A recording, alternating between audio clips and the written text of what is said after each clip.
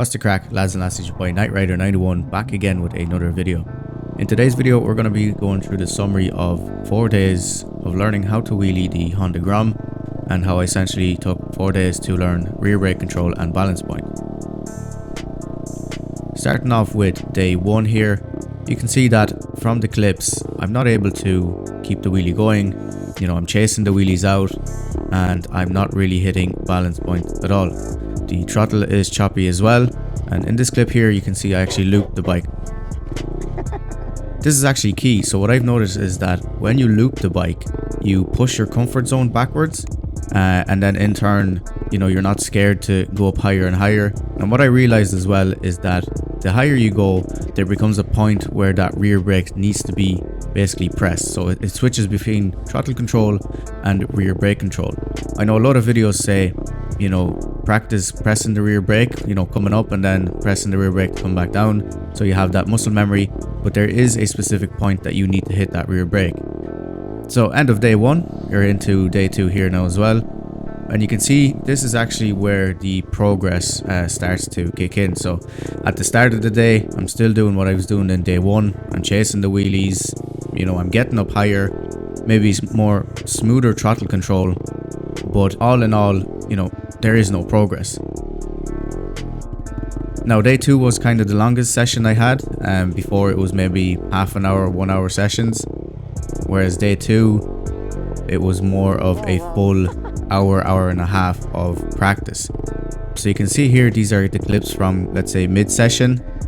I'm getting higher up, I'm able to control it with the throttle, and it's actually day 2 where that spot kicks in, where I can press the rear brake. So you can see in this clip, actually, you know, I'm still chasing, but I'm getting up higher, it's smoother, and then I actually start pressing the rear brake. So once that clicks, once I make that rear brake connection, or I can feel the area where I need to press the rear brake, that's when the most amount of progress sets in. So, you know, I shift from trying to find balance point and trying to find that rear brake to actually focusing on body positioning, focusing on trying to be smooth, and hitting the rear brake and using it to slow me down, and using it from looping. So here you can see, you know, I actually pressed the rear brake, I went back, and from then on I'm just trying to hit the rear brake and catch myself. I looped the bike here again, and like I mentioned, I left those clips in to show that for me personally it was actually beneficial to loop the bike, because it was pushing that comfort zone back,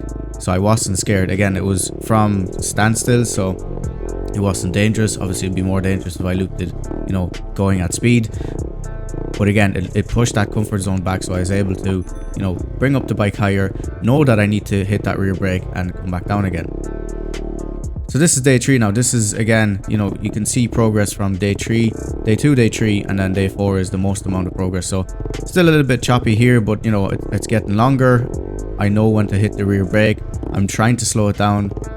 And each day I actually had a plan in place. Here I was trying to basically be more smooth with it. Still being a little bit choppy, still hitting that rear brake to bring me down. But you seen in that last clip there, I was about to loop it, I slapped the rear brake. You know, it came down hard, but again, it's pushing that comfort zone. It's knowing when to hit that rear brake and knowing when to apply the throttle to bring it back. So again, chasing wheelies, you can see here, trying to slow it down, trying to focus on body positioning and when to hit that rear brake. It's only actually on day 4 that I essentially learn the correlation between the throttle and the rear brake as well. So we're going to be moving on to that here now. This is the end of day 3. That was my best one there.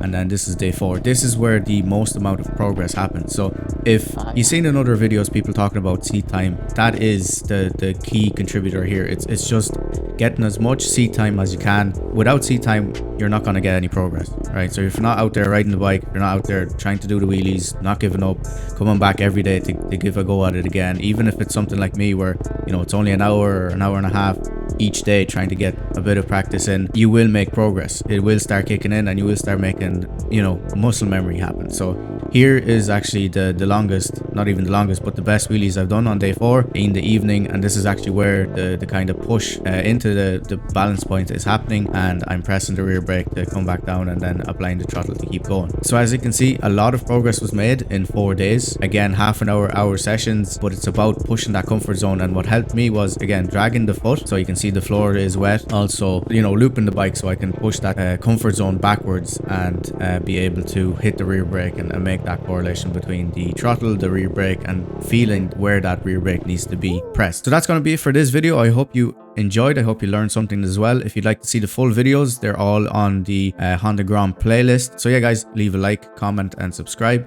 and I'll catch you at the next one. Peace.